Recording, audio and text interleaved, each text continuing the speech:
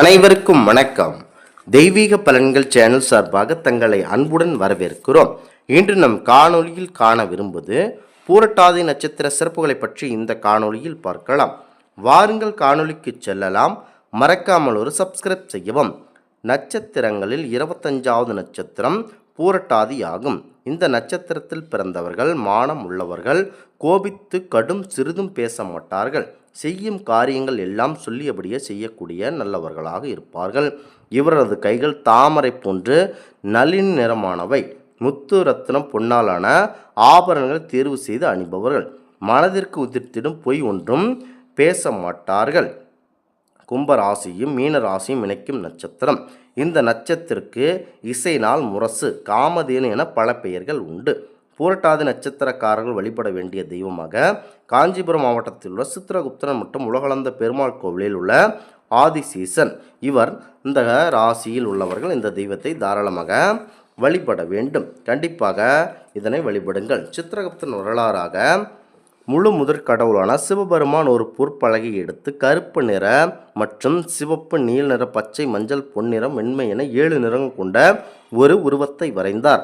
அந்த உருவத்தின் வலது கையில் தங்க நிற எழுத்தாணியும் இடது கையில் ஓலைச்சுவடியும் வைத்திருக்குமாறு வரைந்தார். அந்த சித்திரத்தை பார்வதி தேவி அவர்கள் அதற்கு உயிர்ப்பிக்க சொன்னபடி சிவபெருமானும் அதற்கு உயிர்ப்பித்தார். அதன்படி சித்திரத்திலிருந்து உயிர் பெற்றதால் சித்திரகுப்தன் என பெயர் பெற்றார். ஆவனிடம் சிவபெருமானும் பார்வதியின் சீவராசிகள் பாவ கணக்குகளை பார்க்கப்படும். யமதர்மனுக்கு சமநிலையில் தர்மம் நீதியும் வழங்க அவருக்கு உதவியாளராக இருக்குமாறு சொன்னார். காமதேனுவின் வயிற்றில் சித்திரகுப்தன் பிறந்தார் என்றும் அதனால் பசும்பால், தயிர் இவற்றிற்கு அபிஷேகம் செய்யக்கூடாது என்றும், எருமைப்பால், எருமை தயிர் அதனால்தான் அபிஷேகம் நெய்வேத்தியம் செய்ய வேண்டும் என கூறுவார்கள். சித்திரகுப்தன் காஞ்சிபுயில் சிவபெருமானை நோக்கி கடும் தவம் செய்தார். இதன் பயனாக அவருக்கு அறிவாற்றலும் எல்லா விதமான சக்திகளும் கிடைத்தன. சித்திரகுப்தனுக்கு தனிக்கோயில் கொண்ட ஒரே நகரம் காஞ்சிபுரம் மாவட்டம். இந்த கோவில் காஞ்சிபுரம் மாவட்டம் பஸ் நிலையத்தில் இருந்து அருகில் அமைந்துள்ள பஸ் நிலையத்திலிருந்து 5 நிமிடத்தில் நடைபெறிய கோவிலை அடைந்து விடலாம். சித்திரை மாதம் பௌர்ணமி என்று ஞாயிற்றுக்கிழமை பிறந்த சித்திரகுப்தன் பூரட்டாதி நட்சத்திர தேவதையாக விளங்குகிறார். கேது பகவானால் ஏற்படக்கூடிய இன்னல்கள், சர்வ தோஷங்களை நீக்கி அருள் பாலிப்பதில் வல்லவராக திகழப்படுகிறார். பூரட்டாதி நட்சத்திரக்காரர்கள் வழிபடும் முறை என்னவென்றால், பூரட்டாதி நட்சத்திரக்காரர்களுக்கு ஞாயிற்றுக்கிழமைகளில் சித்திரகுப்தன் கோவிலுக்கு சென்று 7 தீபங்கள் ஏற்றி பல வண்ண ஆடைகள் சாற்றி மலர்கள் மாலையை அணிவிக்க வேண்டும். பின்னர் சித்திரகுப்தனை 7 முறை வலம் வர வேண்டும்.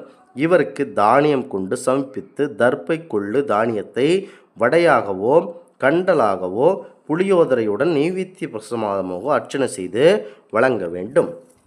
மேலும் கொள்ளு, உளுந்து, பால் ஆகியவற்றை வைத்து பூ போட்டு பல வண்ண துணிகளை சித்திரகுப்தனுக்கு சாற்றி அர்ச்சனை செய்து கொள்ளுங்கள். அடுத்ததாக கொள்ளு, உளுந்து வீட்டிற்கு எடுத்து சென்று இரவு ஊற வைத்து மறுநாள் வெல்லம், வாழைப்பழம் கலந்து பால் சுரக்கும் பசுவிற்கு தானம் கொடுக்க அனைத்து விதமான தோஷங்களும் நீங்கி நல்ல பலன் கிடைக்கும்.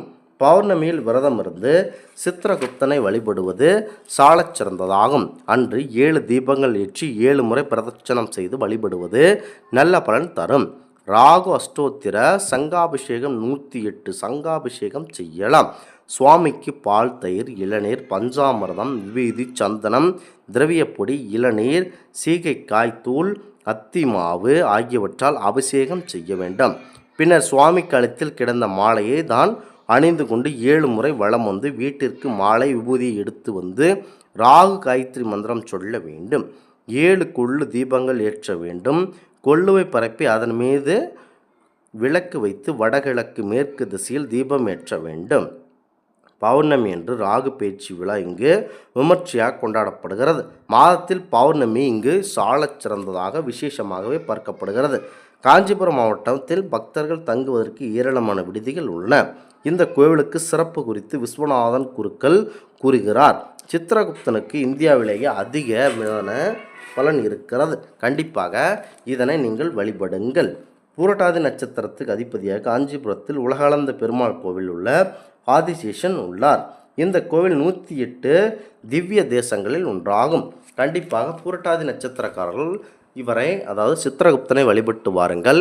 உங்களுடைய சகல விதமான தோஷங்கள் அனைத்தும் தீர்க்கப்படும் என்பது நம்பிக்கையாகவே பார்க்கப்படுகிறது. இந்த ஆன்மீக தகவல் உங்களுக்கு பிடித்து இருந்தால் தெய்வீக பலன்கள் சேனலை கண்டிப்பாக சப்ஸ்கிரைப் செய்து கொள்ளவும். மீண்டும் ஒரு நல்லதொரு காணொளியில் உங்களை சந்திக்கிறோம். நன்றி, வணக்கம்.